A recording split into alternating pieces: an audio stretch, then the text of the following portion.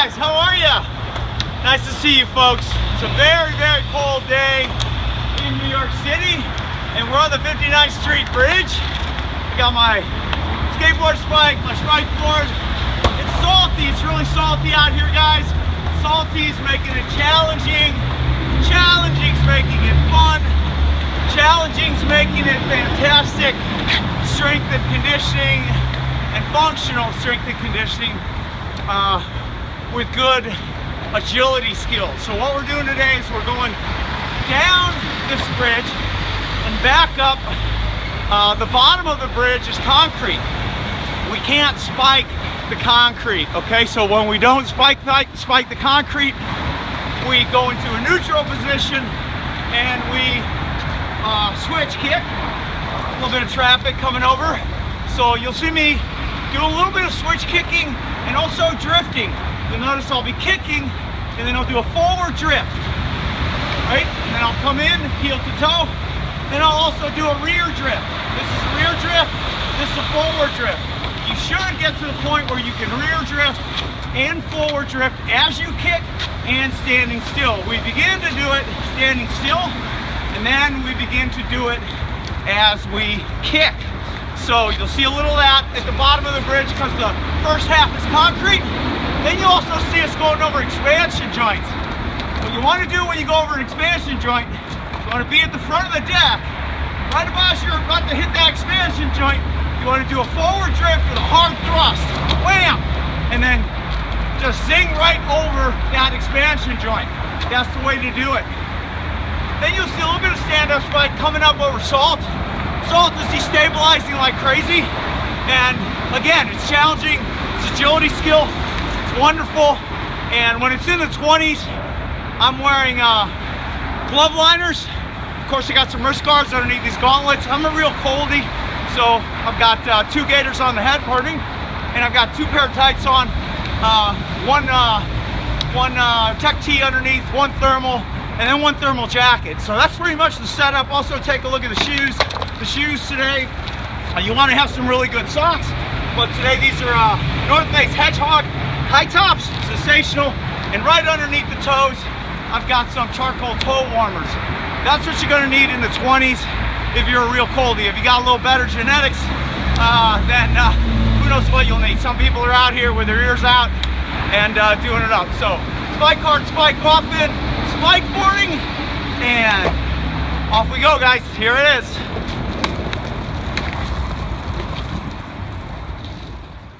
Well, off we go indeed, and we continue down the face of that western edge of the bridge, and as you can saw, we left spiking because we had a little asphalt up there. The bridge has asphalt in its middle, and it has concrete on either end. So when you don't see that spike engaging, you're darn near sure that that's concrete underneath a rider, and they have no ability to spike. So we're coming down this western side in a cadence break. You'll notice that we're striking with the heel, and we're switching, and we're pretty much setting up the same ways we would if we had to kick.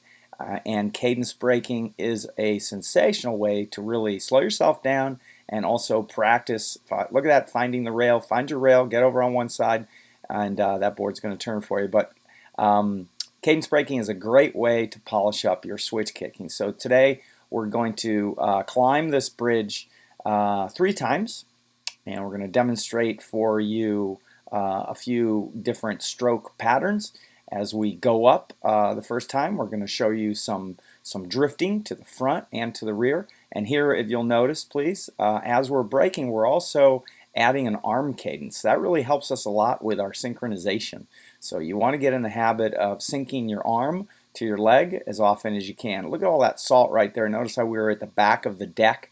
And to get through mounds of salt like that or anything unstable, get yourself to the back of the deck and let that front part of the deck be very little weighted, and it's going to go over whatever you need to get over. So what you ought to be thinking is that salt and destabilizing conditions, those are really good drills for you to use for agility. So again, get on that rail and the board is going to turn as you see. And of course, coming from moving that 1 foot around from side to side and to rail is a little bit advanced, and it's good for intermediate spikeboarding athletes to begin to get into. And here you're going to notice it's just heel to toe switch kicking, and we're going to be dropping on the back and then drifting to the front. And as you can see, the rear foot, we had to go to lower expansion gap there. We sort of switched it up. Now we drifted to the back. And let's see if we start drifting to the back. Yep, we're drifting to the back. And we land on the front and drift to the back with both feet. Land on the front, drift to the back. And I believe we're counting out 5s here. And we're landing on the front, drifting to the back. Drifting to the back, landing on the front. Drifting to the back, landing on the front. And we may change that up here in a moment. We're going to reach this expansion joint. When we get to that expansion joint, we're going to want to be at the front and then thrust drift to the rear and let that board float right over. And there begins the asphalt. So we can begin our stand-up spike here. And also we're going to need to focus on our agility skills as we come into lots of salt.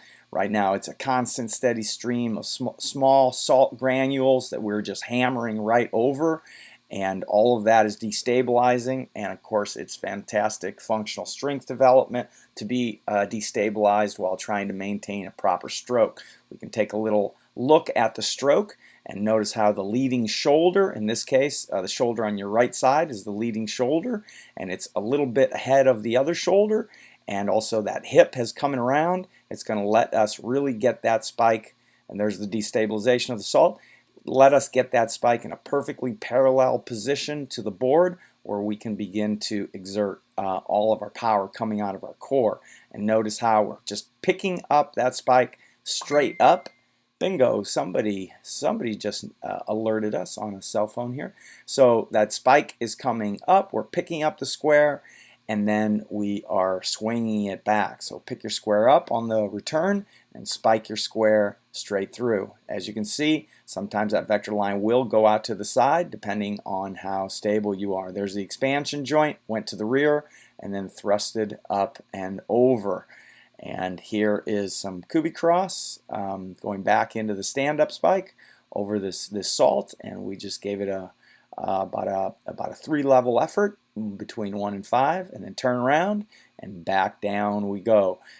Make sure that you pay close attention to who's behind you. So as you begin to travel in lanes with cycles, make sure you got eyes on the back of your head. That means look around, folks, and make sure that you give people clear passage. And when you're ready, give them the signal. Did you notice when I went over those expansion joints, we took that at 45 degrees?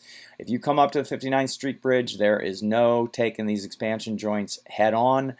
You need to gain at least 10 to 12 miles an hour. 8, 9 miles an hour might get you over it. Make sure you're going over it at 45 degrees. Do not take them straight on. Those expansion joints between metal and metal, it's approximately it's close to about an inch. So you really need to get over them. If they catch your rear wheel, you're going to have a little bit of a dismount. So here's some one arm descending, and we're also going to begin to add the cadence brake. And notice how we're dropping on the heel. Pay close attention to that foot.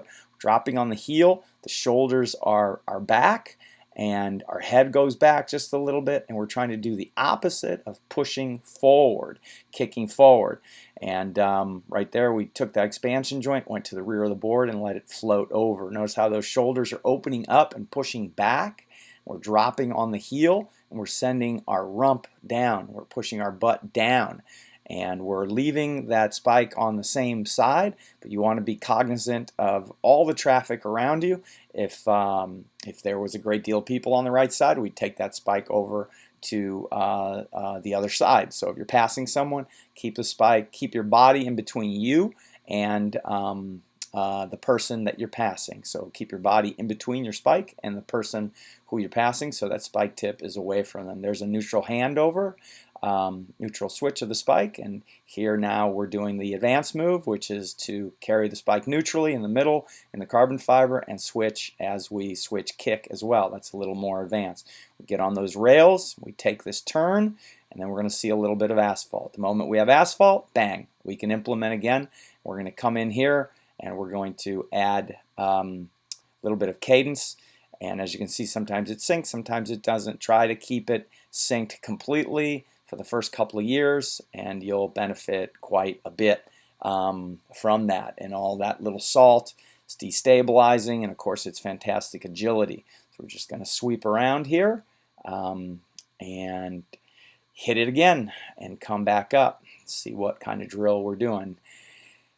Taking a little U-turn, riding those rails. And there's the salt again. As you can see, lots of weight on the back and virtually walking more than skating. When you get into an inch worth of salt, you're going to need to do that. Notice how that shoulder is dropping toward the side of the spike, and we're synchronizing well with our spike and striking with our spike at the same time. And notice how we're picking up that square and really getting that spike nice and parallel to the ground. As it drops down, the rear tip falls from that square that you pick it up at. We'll get back to that as soon as we get back on the asphalt. So here we go, guys. We're going to come up in switch kick again, and this time we're doing a forward drift on the 1 count.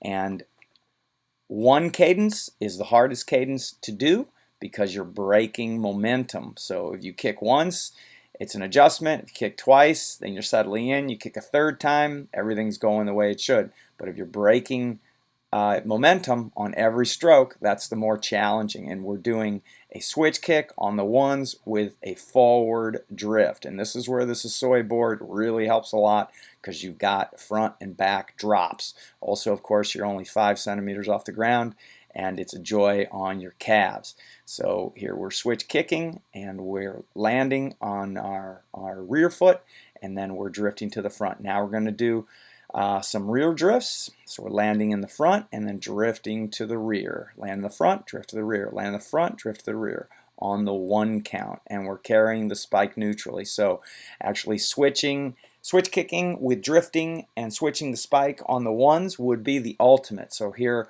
we're just switching on a 1 count with a rear drift, and we're keeping the spike neutral. And at the same time keeping up with the bicycle. When you do these drills, don't go for speed, go for good execution. And when you begin, you're seeing some expert switch kicking on the 1s here with the rear drift, and you want to begin this drill again. How slow can you go? And we'll make a video on how slow can you go drills. And here comes the expansion joint. It must be coming. We're at the front. Bam! Thrust it out.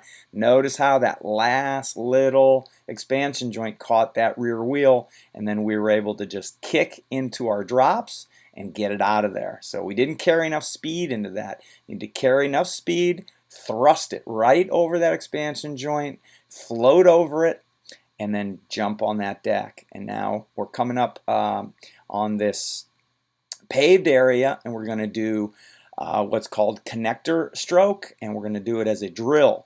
So we're going to drive straight in with the Kubi cross from the rear, connector strokes, and if we do them as a drill, they're at the rear. Notice the foot is at the rear, but we're transferring in between the stand-up spike stroke and then straight into the Kubi cross stroke, and the spike is staying on the same side. That's the beauty of this connector drill. There's a switch, and we're stand-up spiking, and then we're straight into the Kubi cross, and then that leg comes up, over and down, and into the stand-up spike.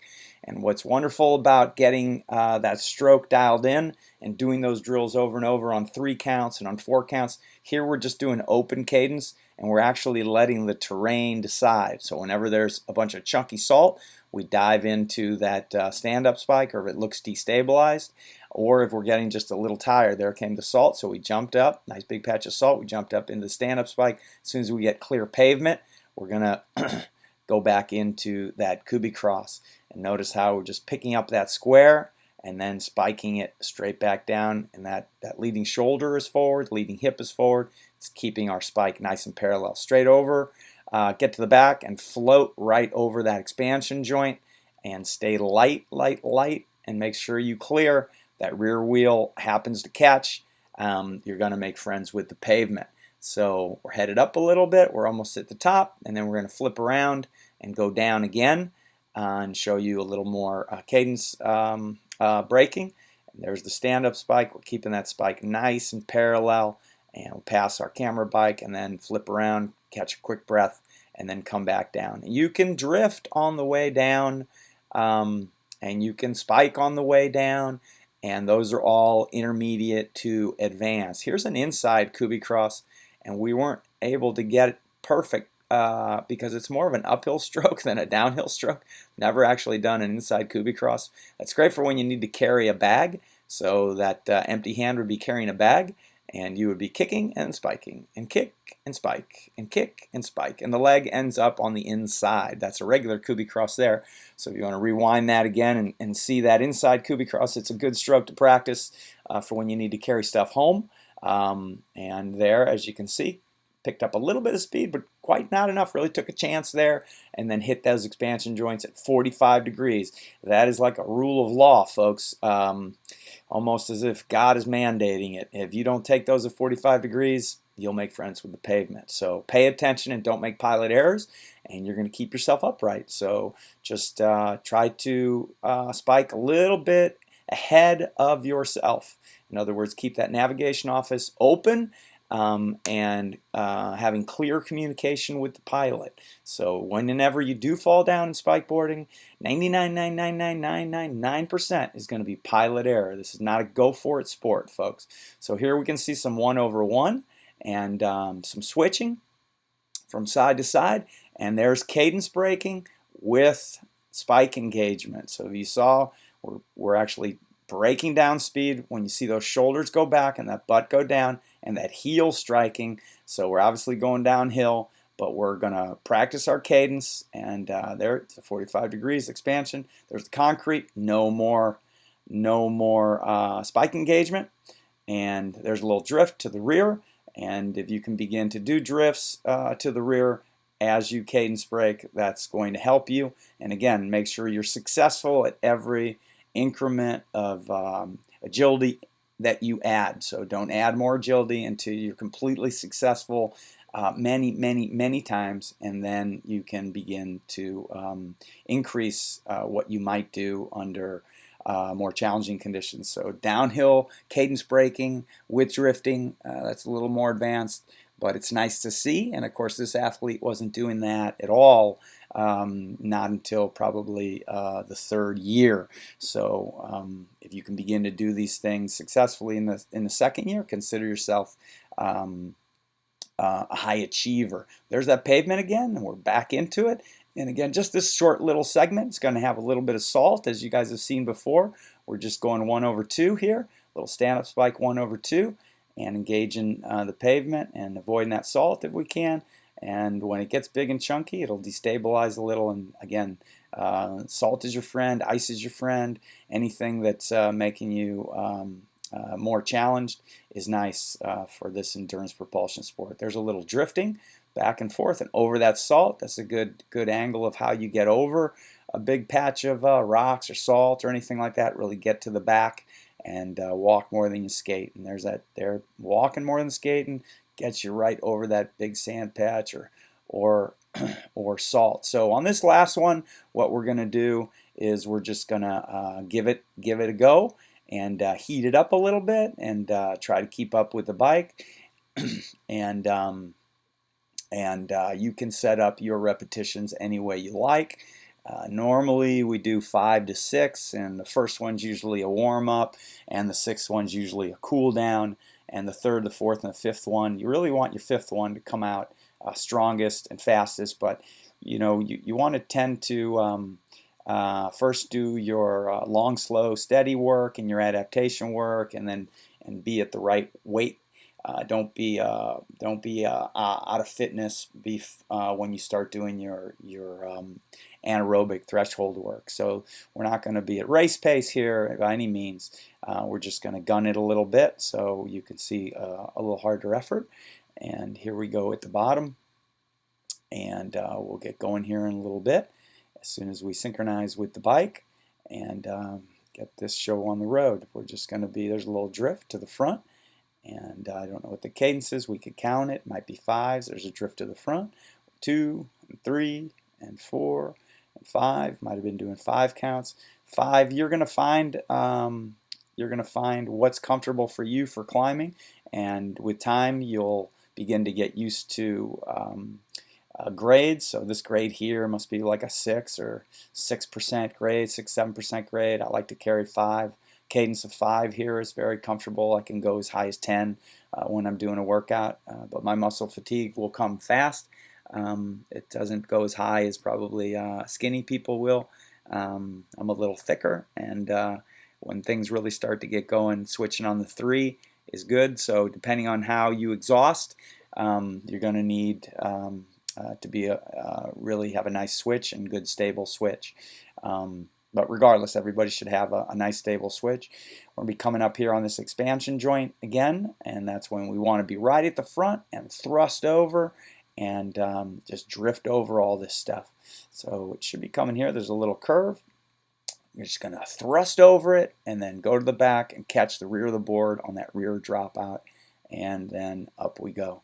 And here we are doing some ones, and this can't be the, I thought I was going awfully slow here. This isn't actually the last one that we're going to do. There must be another one because we're doing one at speed. And these are Kubi cross strokes on the ones. Again, that is the more challenging sequence of cadence because you're breaking momentum. Again, if you kick and spike once and it's not that clean, you'll clean it up on the second one. If not on the second one, on the third one, and all of the body weight is rotating forward, going how it should, and then suddenly if you break momentum, it's challenging. So don't be frustrated with one over or switching on the ones when you're heel to toe switch kicking.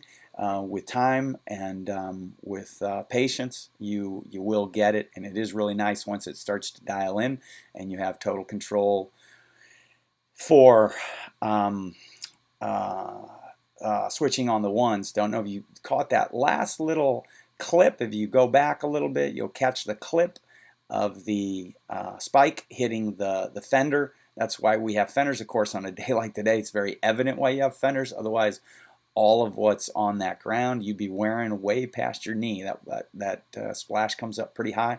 But if you catch a tip on an exposed wheel, it's not a happy day. As we innovated the sport, we didn't start with fenders, and take it from me, it's not a pleasant experience. So you want to have covered wheels. If you don't use a Sassoy deck, up and over that expansion joint, as you can see, it's no problem when you've got the technique. You can use any board you want. But certainly never, ever, ever have your wheels exposed. Please, when you spikeboard, you want to have those wheels covered on the front and the rear, and that's going to help you quite a bit. But hopefully this video is really showing how much a Sassoy spikeboard helps when you're climbing and drifting, and that kind of drifting increases your switch kick ability. Gosh, it really brings it up. It brings it up quite a bit. And here we're coming down, and we're switching the spike as we cadence break, and we're doing that on the ones just to show you what's the most challenging. And notice how we're keeping that spike nice and tight and parallel to the body. It's not swinging way out to the side. If that cyclist was to decide to pass us, it would be no problem. They just come zipping right by, and they wouldn't have that spike flinging around on the side because that spike's staying in a safety position very well parallel to the board. And notice how there's just a confidence and a control, and that's how you should look at every step of the way. So no matter how slow you're going, you should be looking like that. So if you're out of control, you need to slow down, and your control should always look like that. You could be coming down that, and beginners come down that at, you got to come down at 1 mile an hour, 1.5 miles an hour, then that's what you've got to do. And there was a time when this athlete was doing that as well. So now is when we're going to flip around here. We're going to have that last uphill, and then we're going to go down the other side of the bridge, because actually on this particular day, left without enough hydration. And folks, we're not carrying hydration because it's winter, but that doesn't mean that you need to calculate it. You don't need to calculate it correctly before you leave. And on this particular day, it wasn't calculated, just not enough water was put in, and felt absolutely miserable. So we went up this, but we suffered quite a bit at the top and actually had a little bit of a hydration bonk. So we shot over into Queens, and then you'll see that when we get over, we go down on that other side, and we're going to show you a little bit of switch carving to inform you on how that looks at an expert level. So up we go. Here we go. Here's the speed. Now we're traveling.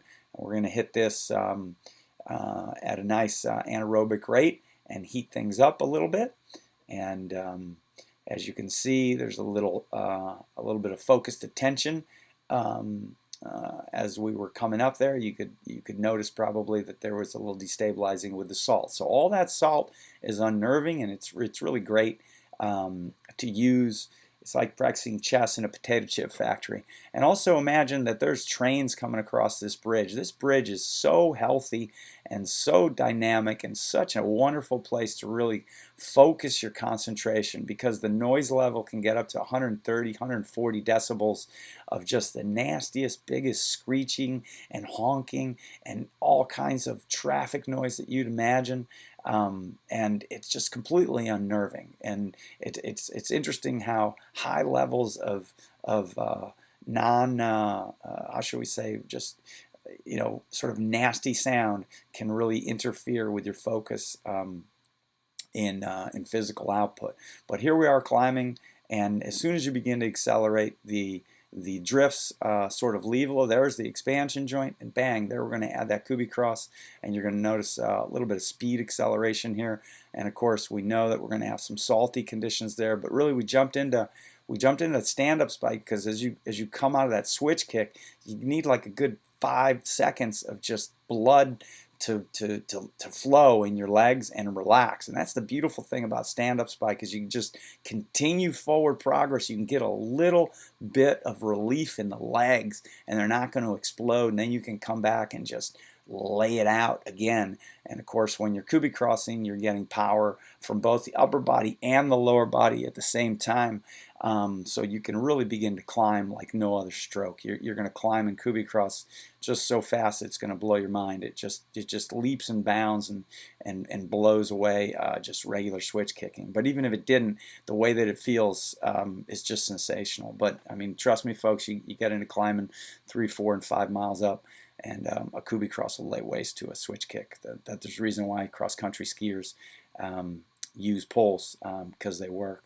So here we're heading up toward the top, and we'll just slip out of the frame, and then the pictures will come back, and they're just going to be a rested athlete coming down over on the other side, out the frame, and bang, into a new picture. There'd been a little rest up there and some conversation, and now we're just going to zip down the Queensboro Bridge and really take it easy. We're going to lose our asphalt once again and go to concrete only. And when you come over here to this bridge, guys, have a little patience, and don't freak out on the terrain, because the concrete is going to have some sort of some cutouts that are used for traction and whatnot. And they go thumpity thump, they thump thump thump. And I remember the first time I was on the bridge, I thought, God, this is awful. This is terrible. I would cross it, but it's almost like crossing. It's not as bad as crossing like the Brooklyn Bridge and plank board. Like, I never crossed the Brooklyn Bridge. That's just too much. But ultimately, you get used to it, and it's a nice little agility add, and it's sort of slows you up when you're climbing in it, and it peels a little of the speed off going down as well. So as you can see, that shaft is staying perfectly parallel to the board, and when we're bringing that spike up, the foam is getting out in front of us just a little bit, and right before we spike it, we shoot it off over towards the shoulder and straighten out that vector line. So here we go down, and we're just paying attention to our backside. Definitely pay attention to our backside. And there we go, that expansion joint. You got to hit it at speed. You got to hit it at 90. You got to hit it at a 45-degree angle. So here we're going to get into the switching, and we're really exaggerating how we're lifting the spike. Notice how we're lifting the spike just straight up. It's almost touching our armpit, and that's going to let that spike tip drop, and it's going to make the spike almost weightless as we bring it forward. So if you can send that rear tip up, then you bring it forward, and then it all falls down together. It becomes quite weightless. And this is where spikeboarding is very different than any other stand-up land-based sport. A skateboard spike functions with one hand. So there's no other device in the world that functions with one hand and two hands like a skateboard spike. And I hope just watching the simple tutorial demonstrates that. There's some expansion joints. Notice there was just a little bit of an angle that we hit that at. To hit those guys straight on, you need to be traveling, upwards of 16, 17, probably 17, 18 miles an hour. You really want to be cooking if you're hitting them straight on. But I sort of buy a little insurance, and I never hit them straight on. I just hit them at a little bit of an angle and just pull a little bit of body weight straight up, and you'll go right over them. So here we are, another little expansion joint. Just let the board go light and come up a little bit. We're just going to get in a tiny little tuck here. Not that it's doing much, but just wanted to show you the way that like to get in a tuck. Open up the legs and drop the arm in between and grab the fender. So, and as you can see, when there's any consternation or little piles of stuff, you need to go to the rear of the board. Notice this athlete's just doing it instinctually as it comes at him. And here is switching carve coming down this hill. You want to keep practicing until either side is nearly exactly the same, and you want to be able to do it at rolling speed. And the more you practice it, the better you're going to get. So you want to basically find conditions where everything is safe for your dominant and your non-dominant, and then to begin to practice more and more and more and more, and never give up on your non-dominant twin, and give more to your dominant twin. Keep everything as equal as you can, and the faster you begin to do this kind of switch carving, the faster you're going to begin to gain cognitive ability to perform equally on either side. So the bilateral limb development of the sport of spikeboarding is very, very unique, incredibly unique, full body bilateral. So if you did switch kicking on a longboard, that's going to help you quite a bit as well. But of course, to combine both the arms and the legs bilaterally is just sensational. So if you're an orchestral musician, or if you're doing anything, even of an artist, or anyone who's young and developing, we actually don't know what this is going to do for you, but it's speculated by all kinds of brain science people that connecting this kind of development is going to be beneficial. So if you play a flute, or you play a violin, or you play guitar or anything like that, there you go. Now you know why you have fenders. Spikeboarding is definitely going to give you some cross training, but not only that, it's going to give you some cognitive development. So that was it, folks. Thank you very much for tuning in to this little bridge tutorial. Hope it's inspired you to find your own little spot where you can do this kind of work. If you have any questions, definitely email us at info@spikeboarding. Spike hard, spike often, spikeboarding.